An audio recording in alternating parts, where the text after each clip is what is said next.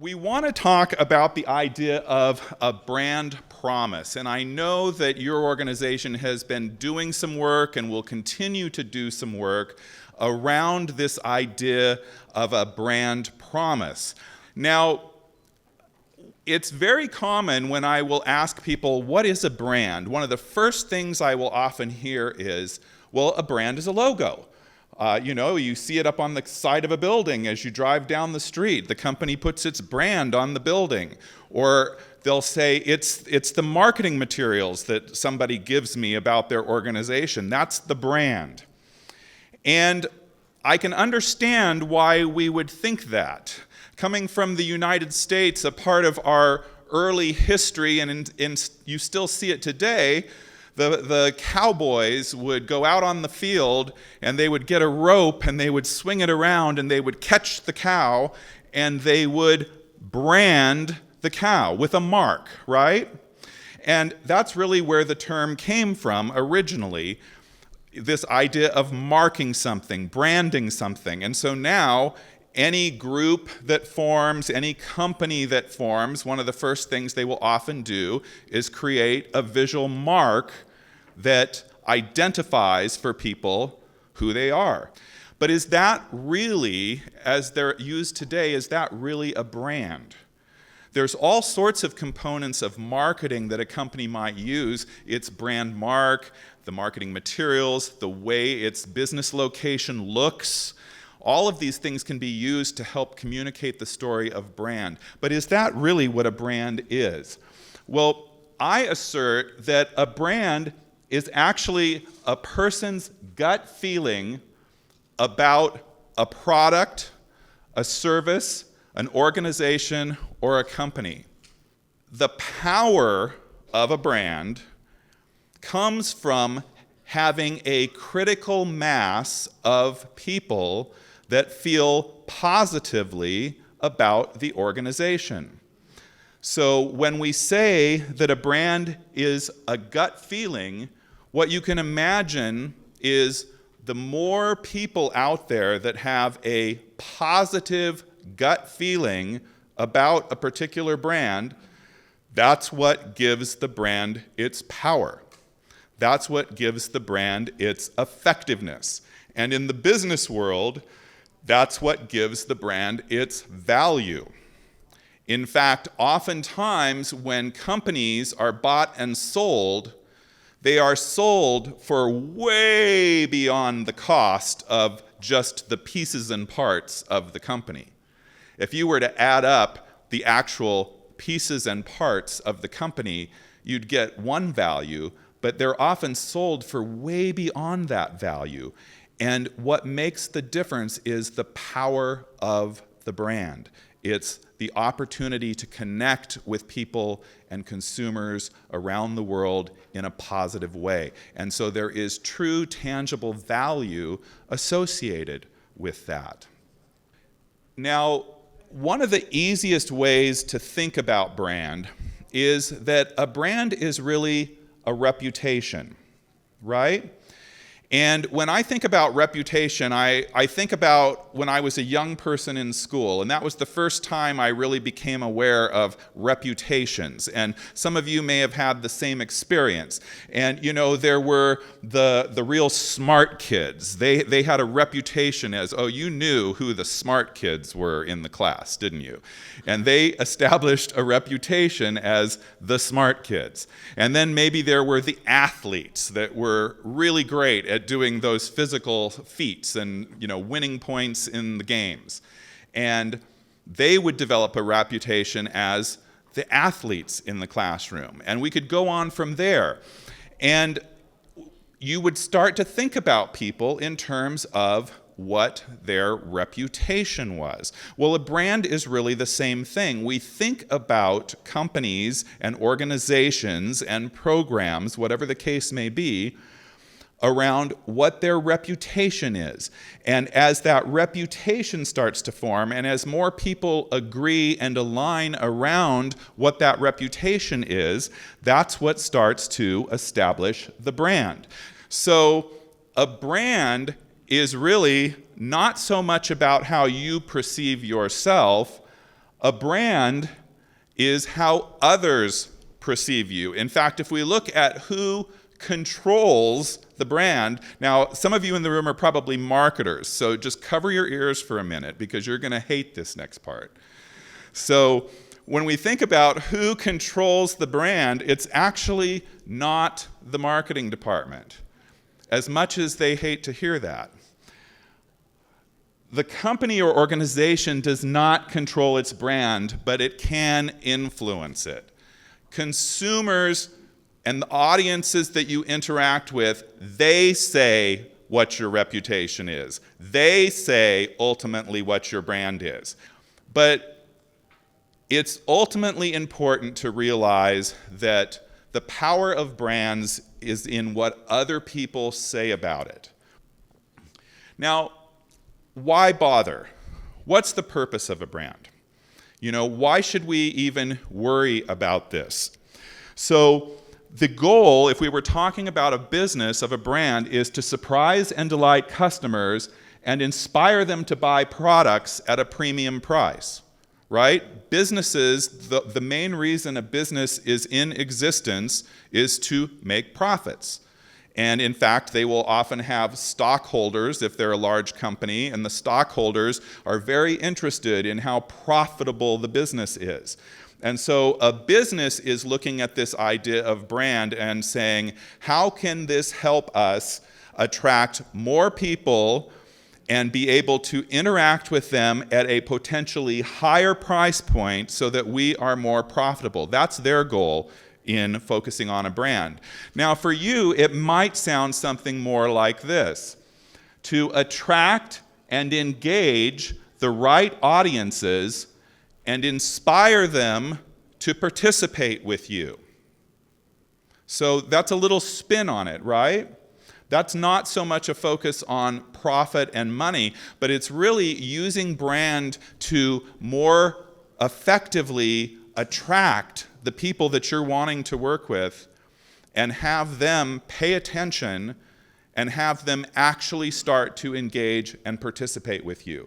So this may be a better definition for you as you start to think about brand and how it can work for you and the work you are doing every day. Now, the idea of brand, it's really something that provides a lot of simplicity to the people that you're working with and attracting. Context and content. And those are two very different things that work very closely together to help you be effective as a communicator. Now, context shapes content. It gives it some form. Content tells the context where it needs to go. So let's talk about that for a minute. And you'll see the illustration there of a pitcher of water. And to me, this is always a useful way to envision it. So if we were to think about the pitcher being the context, it creates some form, it creates some structure, and then the water inside the pitcher is the content. Right? So they work very closely together. You really can't have one without the other, but they have very, very different jobs in the communications process. Now, content can never be more powerful than the context allows for. Think about that for a minute. You want to have a context that is big enough, powerful enough, broad enough, compelling enough that it can contain within it lots of opportunity for lots of compelling content, right? And in fact, your content will start to max out if your context is too small. If your context is too small, there's only so much you can say about it. So it's important to think first about what is the big context of what we're doing? What is the big goal? What is the big purpose? Or in the case of this event, what is our mission? Now, context has a very specific job. Context opens the ears so the listener can hear the content. Now, how many of you have opened up a newspaper or a magazine and you start reading through an article that the headline really grabs you, right? The headline is compelling and you think, yeah, I want to read this. I'm interested in reading this article. And you start to work your way through this article and you get a page or two in, and have you ever noticed yourself starting to kind of lose interest? And you maybe start to yawn a little bit, and you start looking at the pictures instead of reading the words and this kind of thing. Well, what you're experiencing is the relationship between context and content. So the headline was the context, and it gotcha. It was compelling, it was interesting, it opened your ears. And then you got into the content, and the further into the content that you went, the less interested you got, and those ears started to close. And good communicators know how to do this. They know how to do this. They know how to keep people interested. They know how to keep people awake and continuing to want more and more and more of the real gold that you want people to have. And so that's some of the way that we naturally, as human beings, take in information. Now, what does this have to do with branding? We've kind of deviated here from our conversation of branding. Brands provide the context. They are the powerful tools that grab somebody's attention, make sure it's something that's relevant to them, and keep them in the game so that you can continue over a period of time to communicate the content that is really what you want people to understand. That's the power of a brand. So you're starting to see now that brands are far more than just something that gets slapped up on a building that some big automaker, uses to identify their product. Brands are actually something that you, in your work, can use in very powerful ways to make you more effective at keeping your audience engaged and interested and wanting to keep coming back for more of what you're ready to share with them. That is the way that brands can work in pretty much any kind of communication interaction that we're doing. Now, how do you build it? If you agree with me that brands are a useful thing, then where do we start? How do we actually start to create a brand that will build emotional connections? The first one is product clutter, all right? Think of all the products that are out there now. And let's even expand the idea of a physical product to organizational products. How many organizations are out there all trying to get the attention of a single person, of a consumer? Just envision for yourself a single person. How many people just like you from other groups, from other organizations, also have as their mission to get to that person, right? So right there, we have what we're going to reference as product clutter in trying to be effective in communicating. Then you look at feature clutter. Now, it used to be in the old world of marketing where you would think in terms of, what are the 3 things we want somebody to understand about our organization, or the 3 things we want somebody to understand about our product. That has expanded now, hasn't it? And everything that you buy, everything that you engage with, they want you to know this and this and this and this and this and this and this. And there's one more thing. And here's something else that's so great about us. And if I can just hold your attention for another minute, let me give you 5 more. Right? And so we start to have more and more and more layers of feature clutter that poor person is trying to wade through, understand, make sense of, not fall asleep during the presentation while you're trying to get them to understand it. Another one is advertising clutter. Look at how many forms of advertising are out there now. It's everywhere. It's everywhere. You drive down the road and there's signs and billboards and slogans everywhere. Just coming into the building today, how many of you, as you walked the hallways to come in here today, just noticed all of the signs and the graphics that are all screaming at you, give me your attention, give me your attention. Let me have a moment of your time so that I can tell you what's important to me and what I want you to understand. And it's coming at us all the time as consumers. What about message clutter? Just volumes of messages that all of these organizations have that they want you to pay attention to and to understand. Media clutter. Many, many forms. You know, years ago when I was a kid, it was really pretty simple. You had a magazine maybe, and you had billboards along the road, and I think when I was growing up there were 3 television stations, and you could pick from those. You know, now think of the channels that we have available to us and that anyone has available to us. Hundreds of cable channels and bulletin boards and on our devices, our mobile devices and websites and you name it, you know what it is. It's the world you live in. All of that is now something that people have to sort their way through and make decisions about what's important to them. So these are all layers of resistance, if you will, to you getting your message through. Here's another way to look at it. If you imagine this yellow dot as your message, okay? One message. How many of these single messages do you think you are targeted with on any given day? From the moment that you wake up in the morning to the moment you close your eyes at the end of the day, how many of these messages are in your environment, coming at you, targeting you during any given day? Well, the people that study this tell us that it's actually 5,000 messages.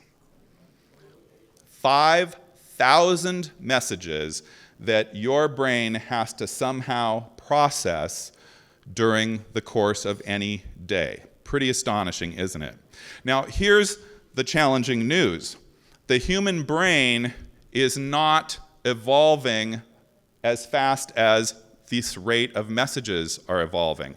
In fact, what the scientists tell us is that our brain is only going to interact with 100 of those 5,000 messages during the course of a day. So you'll see our little box here of 100 messages. And you and your boss and your group are just hoping that you get in the box. That the message that you have, that you want people to understand and to interact with, somehow made the cut and made it into that box, right? So you can start to understand what you're up against in communicating and engaging with the people that you want to attract. Now, the best way to attract these people, oddly enough, is often your brand. And what I want to show you is how your brand actually becomes a useful shortcut in getting people's attention. Once they understand what your brand is, your brand can be the thing that helps you cut through all of that clutter so that people can more effectively pay attention to what you're wanting to tell them and interact with them. So what is the best way to build a brand for long-term success? It's what we refer to as internal-external brand alignment, okay?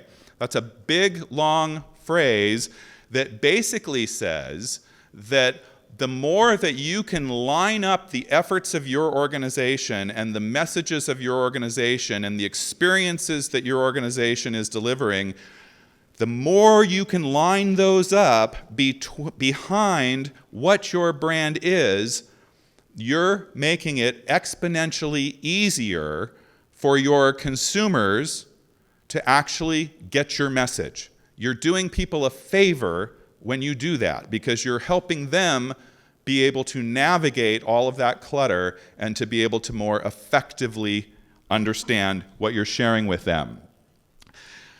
Let's look at a simple model here, and this is something that I think you'll all relate to, and this is how brands, we talked about earlier, brands are emotional connections, and they're somebody's gut feeling, right? How do you create that?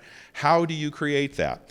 Well, if your goal is to create a brand, it actually, in any organization or any company, starts with creating a culture that is lined up behind the mission of that brand.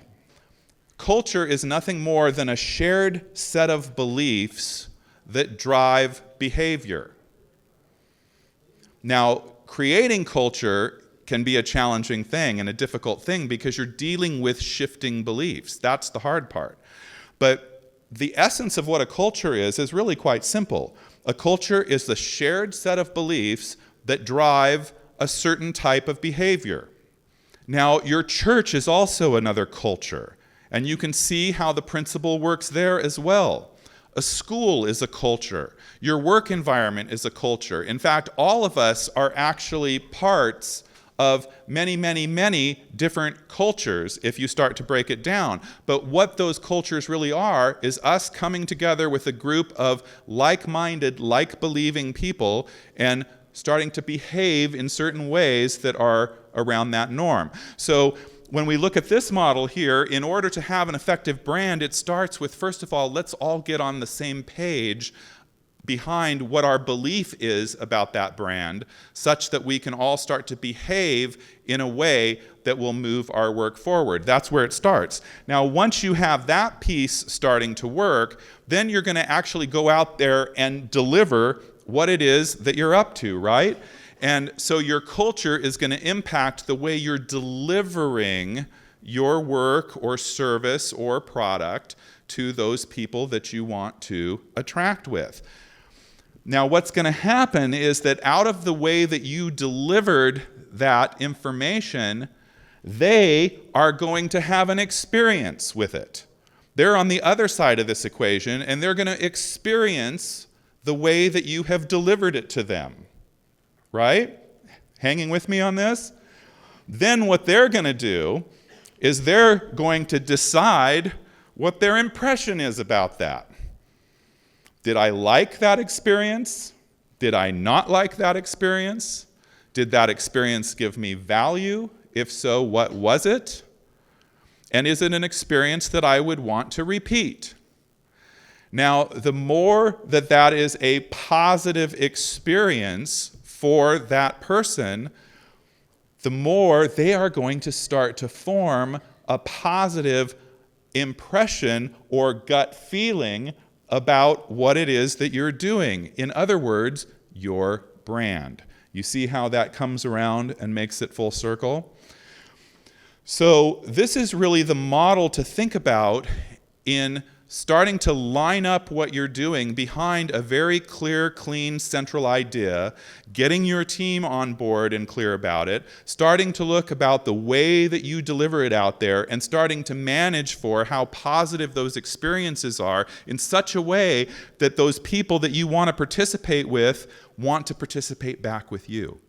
Now you start to have the momentum of a brand. And you can take this model and map it onto products that you like, restaurants you like going to, and you can start to see how this is the model that keeps you coming back to have more and more experiences with that brand. So all of this begins with a promise, a brand promise. And this is something that I know Sam's going to talk more with you about as the day progresses, but let's think a little bit about what a promise is. You know, I think we all kind of know, but let's take a minute and really look at it. What a promise is it's a promise given and kept, right? When you give somebody a promise, you're giving them a commitment to expect a certain thing. You're giving them a commitment to expect a certain thing.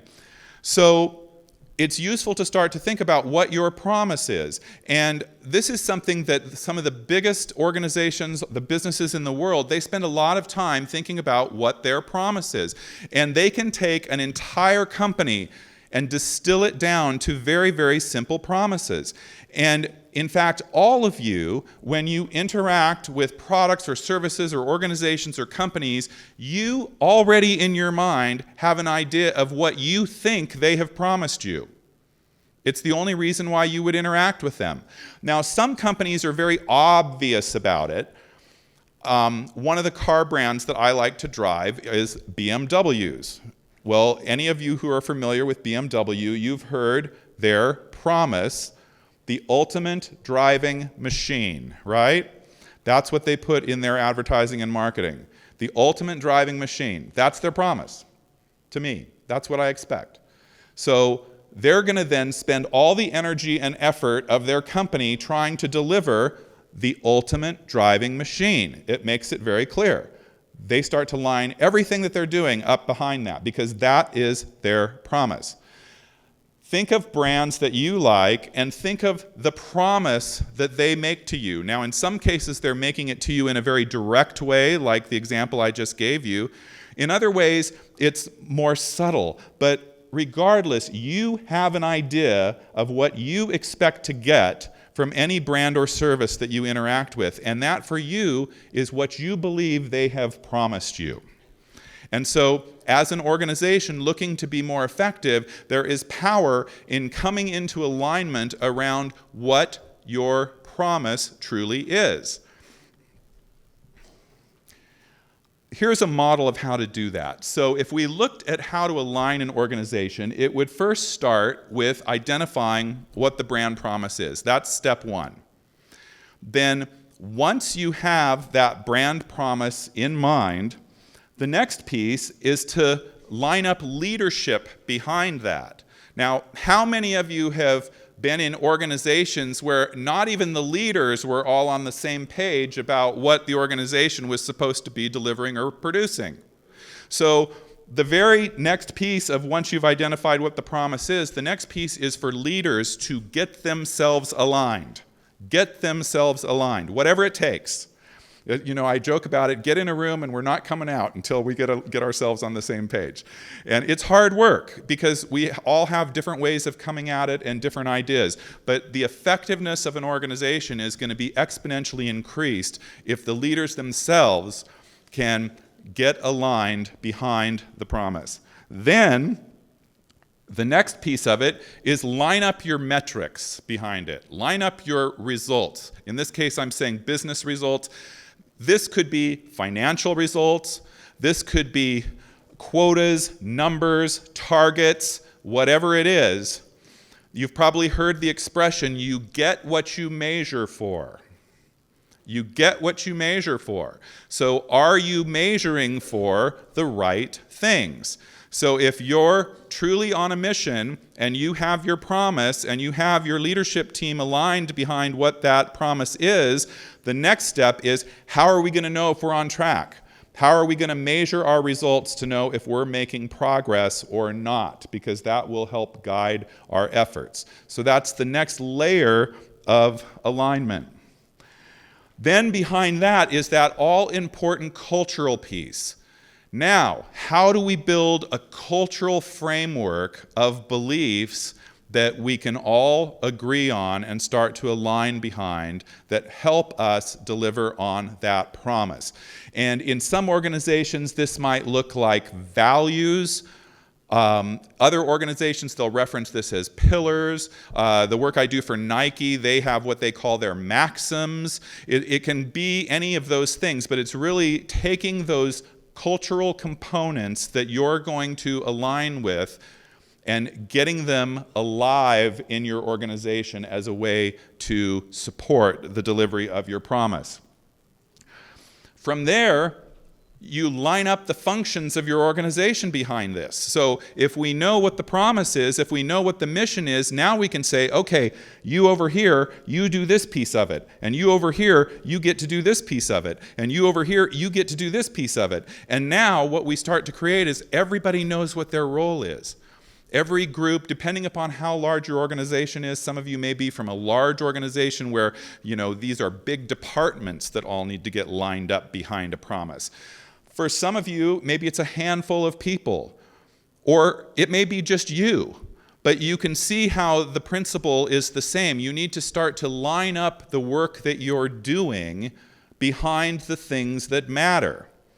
And start to ask, am I spending my time on things that are truly helping me get my mission fulfilled, or am I spending my time on things that are off purpose, that I think are important, that seem urgent, but when I really look at them in this context, I can see that they're really not helping me get to my goal.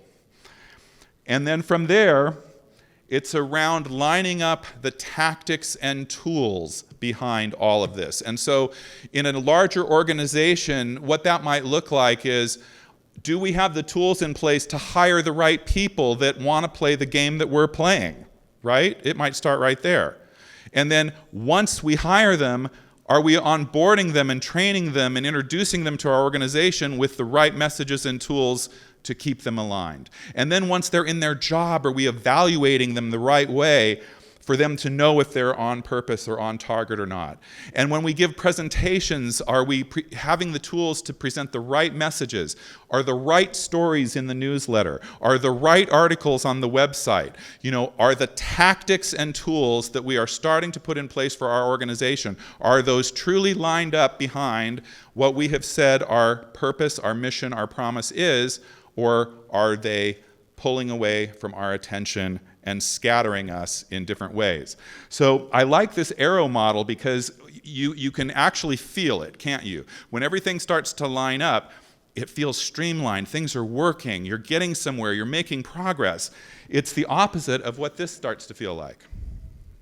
We've all been in this experience, right? We've all had this experience where it feels like 2 steps forward, 1 step back, or 3 steps back sometimes, right? You're pushing, you're trying to make progress, but you can't get alignment and you can't get agreement, and nobody's on the same page, and we don't have the tools we need to work with, and I can't get the members of my team to agree. We can't line up behind the right goals and metrics to measure, and things start to feel very fragmented. Well, when I look at this model, all I have to do is look at it, and I go, ugh. Right? It just looks exhausting. Just a bunch of arrows on the screen, but what it translates to is something that we've all felt, and it feels exhausting. And so the more that an organization can line these things up, streamline them, make them simple, think through those various layers, make sure each layer is building on the one before it, you now start to get momentum towards truly what it is that you're trying to create. And notice, where did it all start from? It all started to flow off of a brand promise. I hope what you're starting to see is how powerful that little phrase can be to your organization when it's used effectively and when you can truly create alignment around it and momentum around it. Now, creating a brand promise is not an easy thing. Many of you know that sometimes the hardest thing we do is to make something simple, right? It's easy to make something complex. It's easy to put your thoughts down in 16 pages. What's really hard is to put your thoughts down in a phrase and then have everybody agree to it. But that's the game. That's the powerful work.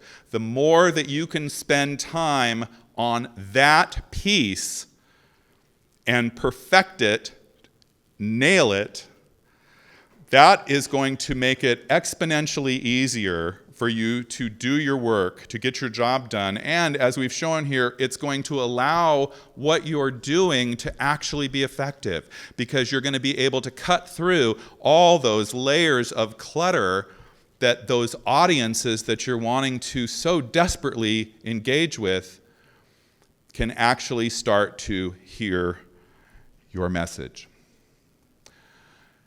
Strong brands are never done doing this work. You never arrive.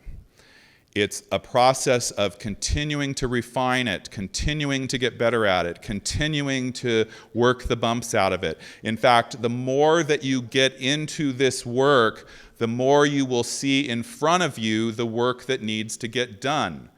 It will become clear to you when you start to look from this place of things lining up with the brand promise. You will start to look at your organization, your tools, your efforts, and you'll start to be able to easily see, this is a good thing to be doing, that's not. This is a tool that's working and is aligned, that one isn't. And it allows you to be able to start to edit those things that are in your world in such a way to be more effective. And you will never be done doing this work. Companies realize this. They realize that there's no finish line on this one. You are always continuing to do this work. It's an ongoing pursuit. So, as communicators, you are pivotal in this experience. I hope what you're seeing from this is that the ideas of brand are something for everybody in an organization to take on, for everybody to embrace and be a part of. This is not something that happens just in a marketing department or a communications department somewhere. Companies that are effective at building brands, everyone in the company is all in. They become somewhat brand obsessed, if you will, to keep their work focused. But as communicators, you have a very special role in all of this because you often find yourself in the position of being able to be a facilitator of this conversation, to be an editor of this conversation, or to help your leaders work through this and get to what it is that they so desperately want. So that's what I have to share with you this morning. I hope that in this conversation you've heard some things that you can walk away with and be effective with. And so I want to thank you for the opportunity to speak with you, and I will see you tomorrow. Thank you.